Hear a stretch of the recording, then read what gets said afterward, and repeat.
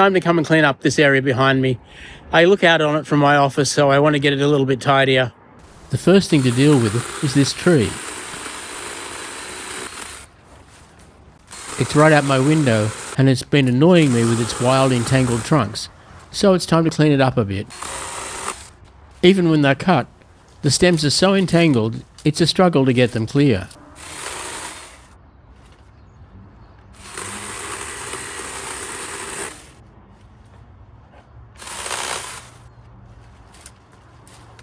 Then there's this log that's been rotting down in the garden for who knows how long.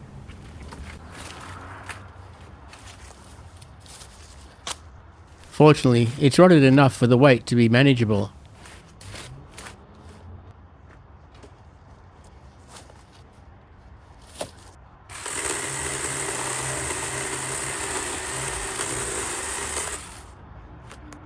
It doesn't seem like it was that long ago that I was cleaning this up after years of neglect, and here it is, still needing more attention.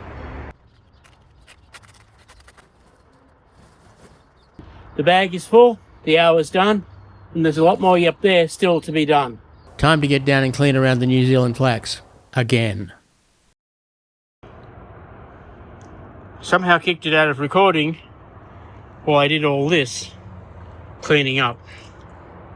Overall, not a bad day's work. And another bag full of material to take to the waste transfer station. Back on my hands and knees, weeding today.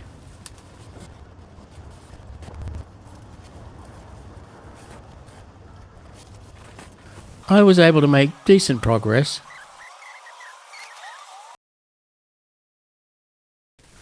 More weeding. That's the tedious part of this cleanup.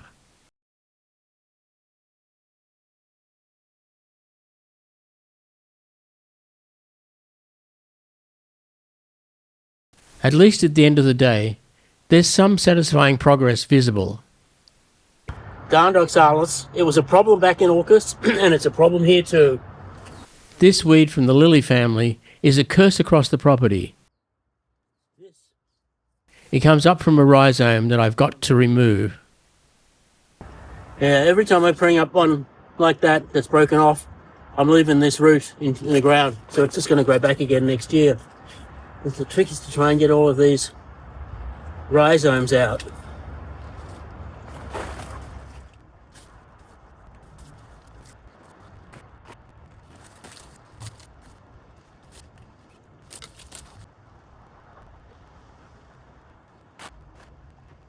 Around the tree, the rhizomes and the tree roots are too close together to be able to clear them. I'll poison them later. Another satisfyingly cleared patch. And this is my first real try at removing agapanthus. It's a stubborn plant that sends roots out everywhere, which is why it's spread all over the garden. This patch was easy, compared with what comes later.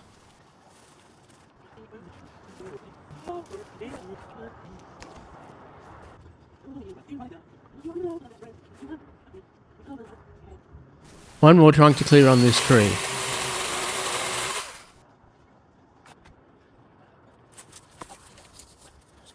And now I think it's time to give the New Zealand flax a tighter trim so that they don't encroach on the pathway or garden as much.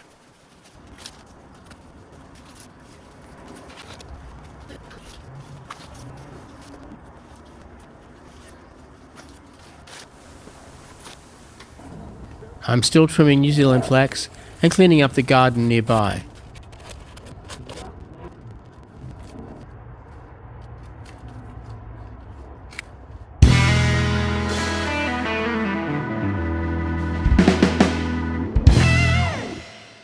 More weeding until I get this section clean. Still more trimming of the New Zealand flax. There will likely be more cut to open up the space when I want to straighten the wall.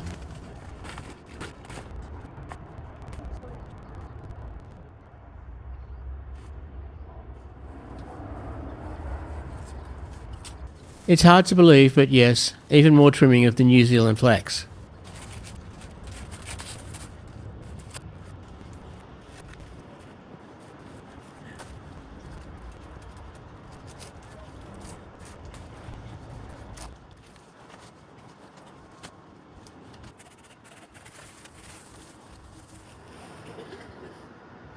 There's one more New Zealand flax that needs trimming. Rain. Not unexpected, but expected later. Because of getting rained out yesterday, the trimming continued today. A nice little message from our paddy melon friends. They're pretty common, so I just bury them. This kiwi flax is impinging on the wall, so ultimately it's all got to go, leaving the smaller plant behind in the middle of the garden.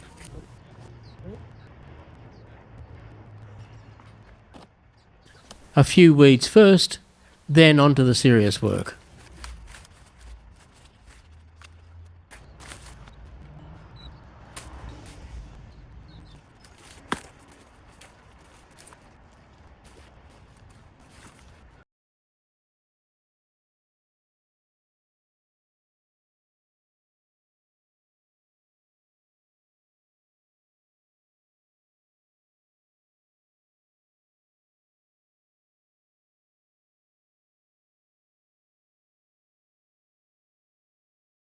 And now it's time to finish off working with the New Zealand flax and leave the wall clean, which will come in handy when I'm restoring that wall.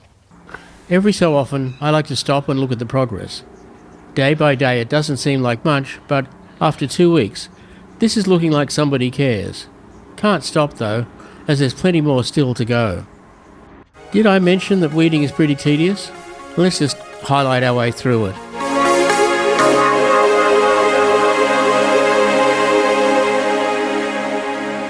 Well, that hour went by quick enough. In the software business, we call this feature creep. I'm expanding the area for this clean up the hill job. More agapanthus to get rid of. It's becoming very obvious that a pitchfork is not the right tool for digging out agapanthus. I need to find a better option. While cleaning out the agapanthus and digging out those rhizomes for those damned lilies, it's become obvious that this isn't a slope, but yet another collapsed wall. It shouldn't be too hard to cut off the dead growth, but let's just do the highlights. The further down it is, the easier it is to pull free. The joints are long atrophied, so it comes out easily.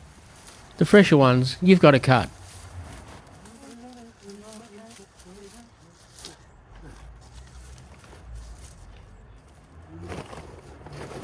That's a decent cleanup, but the wall is definitely going to need recycling into a new wall through here. More weeding, how exciting.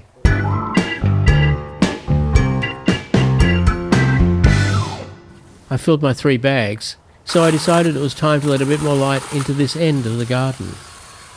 We already took down a weedy old tree from this corner. Okay, fall. All right, so between that and this trimming, it won't be such a dark corner after all.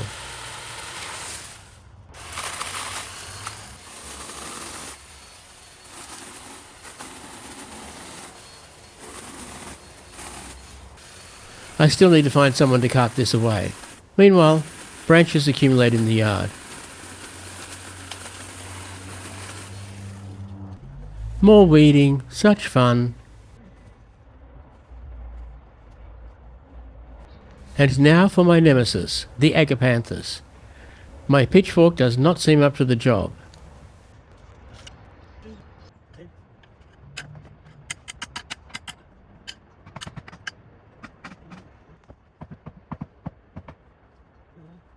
It looks like it's time to put this tine in line. Well, that lasted about 0 seconds. I have some new tools. A hoe and a mattock. Maybe they'll do better on getting rid of this. This works way better. Way better than it looks at first.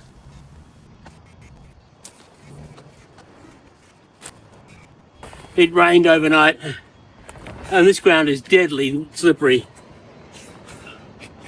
I already took one tumble behind the camera. Once I got the hang of it and realised how the root system works, the hoe is the perfect job for ripping up the agapanthus. Well, that's a whole lot more efficient than the fork was. Now I've got to carry this big stack down to the rubbish bin, the green recycling, and finish this tomorrow. Heavens only knows what will regrow from the remaining roots, but by then I have to have it covered and mulched. So there's a bit of time.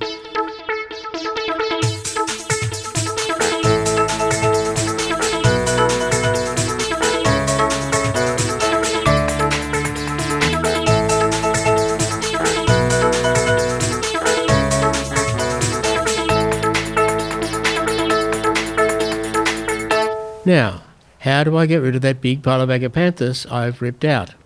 Another increase in scope, as I realised it's only another day or two's work to clear the agapanthus off this entire hillside, as long as I ignore that big patch to the left. That's not bad. A little bit more up there. I said, or two, so it's day 2.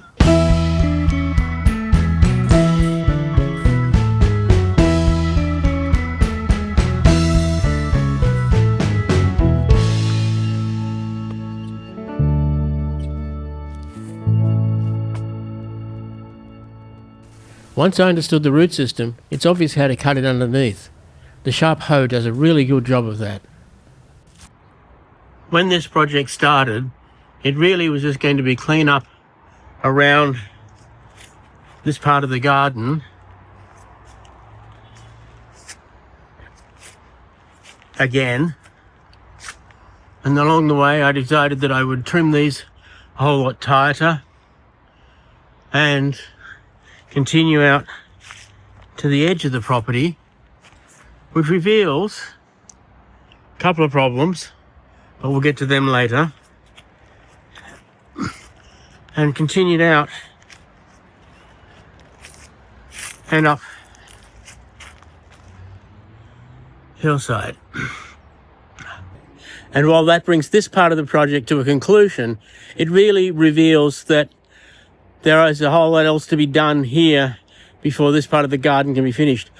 The walls need doing, a large part of this wall needs replacing or moving, and there's a whole bunch of walls up here that again need to be rebuilt. I can see this one thing leads to another in this part of the garden, and it's going to be the project for the next 6 or 8 months.